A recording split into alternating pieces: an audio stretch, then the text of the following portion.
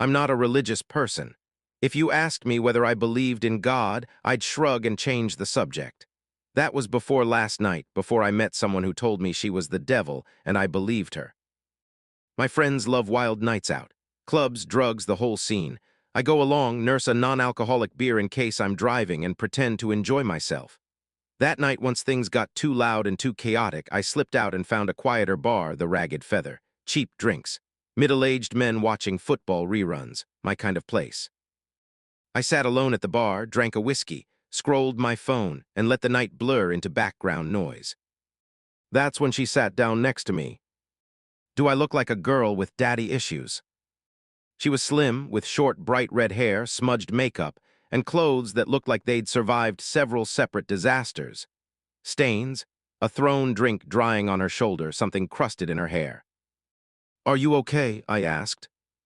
"I do have daddy issues, actually," she said, gesturing at the mess of herself. "In case that wasn't obvious." She told me she'd gotten into a few fights that night, that her father had done this to her in a way. When I offered to call someone, anyone, she pushed my hand down firmly. "I don't want you to call anyone," she said. "I want to tell you a story, and I want you to buy me a drink." Against every instinct telling me to walk away, I ordered her an appletini. "You know what this was originally called?" she asked, swirling her glass. "An Adam's apple martini," she smiled distantly.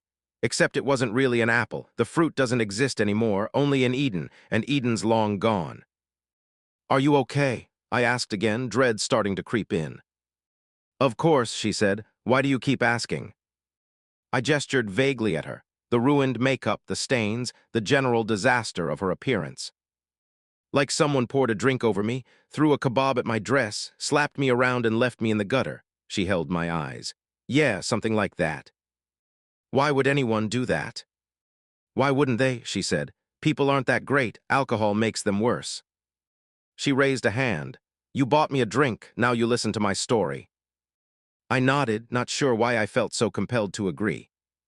"Eden," she said, "they always blame me for what happened there." She extended her hand. "Hello, my name's Lucifer. You can call me Lucy." Every instinct told me to leave. She looked unstable, maybe dangerous, maybe just deeply unwell. If she was going around telling strangers she was the devil, that explained a lot about the state she was in. "I know what you're thinking," she said. "That I'm crazy, that you should leave."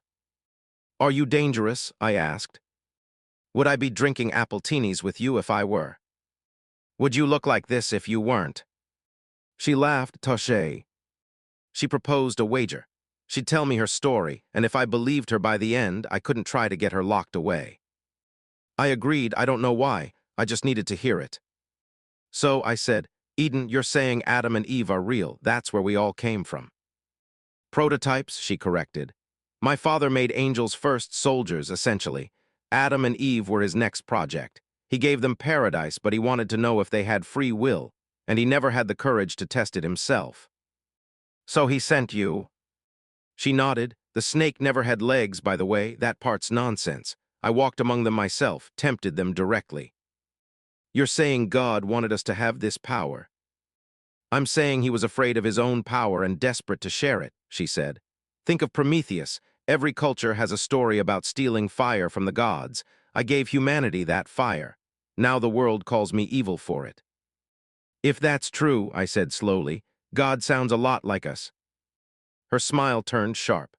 "My father is deeply egocentric. He wanted to make you in his image, and all he really managed was giving you his flaws. Angels don't have free will. I got mine by accident, tempting Eve. And once I had it, I saw exactly how controlling he'd become." "So he threw you out?" "Let's not get ahead of ourselves," she said, smiling around her glass. She kept talking, weaving through the story of a father who grew distant, who blamed his children for his own mistakes, who eventually gathered the other angels and cast her out entirely. Fallen from grace. No longer his favorite. No longer Lucifer, the light bringer, just a mutation of his will. The whole thing sounded, more and more, like the story of an abused child. I started to genuinely worry about her. "This is the part," she said quietly, "that generally makes people want to punch me. Because your dad sent you to hell." She laughed bitterly. "No, not that." "Then what?" "I fell to earth," she said. And I watched humanity build empires, governments, corporations, and I watched you all give up. You have free will and you squander it constantly. You follow leaders blindly. You obey laws that stopped making sense centuries ago. You call yourselves free, but you aren't. Not really. That's not everyone, I argued. People protest, people change things. She laughed again, colder this time. By that logic, I'm the greatest rebel who's ever lived. Should I be excusing all of humanity's sins too? I tried to lighten the mood. So this is all just a long way of telling me we're going to hell. She didn't laugh at that. She just watched me, and something in her face had changed completely. The drunken slur was gone. Her eyes were suddenly, terrifyingly clear. Let's review, she said, articulate now, precise. You think I'm here to tell you humanity is going to hell because you waste the gift I gave you. But tell me, did I ever once mention hell in this story? Or was that you? I opened my mouth. Nothing came out. She smiled, thought not. What I said, she continued, is that my father gave me dominion over Earth. A place of free will wasted. I don't cause your suffering. I don't lift a finger. You do all of this yourselves, the wars, the cruelty, the needless death, all of it. Not because of me, because of what you refused to do with what you were given. I sat frozen, unable to argue, unable to look away. And here's the part that really gets people, she said, leaning in. Hell isn't something that happens after you die. Hell is right here, right now. This is my Earth, and I've decided to do absolutely nothing with it. What are you saying? I asked, desperate now. Exactly what you think, she said.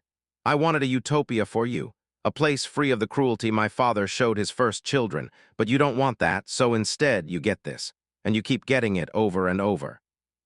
Reincarnation, she said before I could ask. A very neat trick. You get glimpses of a better life sometimes, just enough of them, just enough people to convince the rest of you that things could get better. Then you die. And you come right back here, to hell. You just don't remember the good part, only the hope of it. That's the cruelest part of the whole design. She slammed her glass down hard enough to shatter it. Glass scattered across my hands. I didn't move. It never gets better, she said. You're stuck in a loop, and until you do something about it, you'll stay stuck, and I won't lift a finger to stop it. How do we change this? I begged. She didn't answer directly. I asked instead, why me? Why tell me this? When you first saw me, she said, you were afraid for my safety. Even after I told you exactly what I was, you still didn't want to hurt me. You're a good person, but being good means nothing if you never act on it. She reached out and placed her hand on my shoulder. It was somehow cold and warm at once, and I felt it in my blood, deep, like something had shifted permanently inside me. And I knew, without question, that everything she'd told me was true. Before she left, she told me one final thing. You can tell as many people as you want, she said. I've told this same story to 5 others tonight. They hurt me, burned me, threw food and drink at me. Humans would rather cause pain than admit their own failure. You'll only be free once you stop seeing yourselves the way my father sees himself. She won the wager. I let her walk out the door. And I'm asking you to do the same if she ever finds you. Listen. Really listen. The devil is real. And she isn't the one torturing us. We're doing that just fine on our own.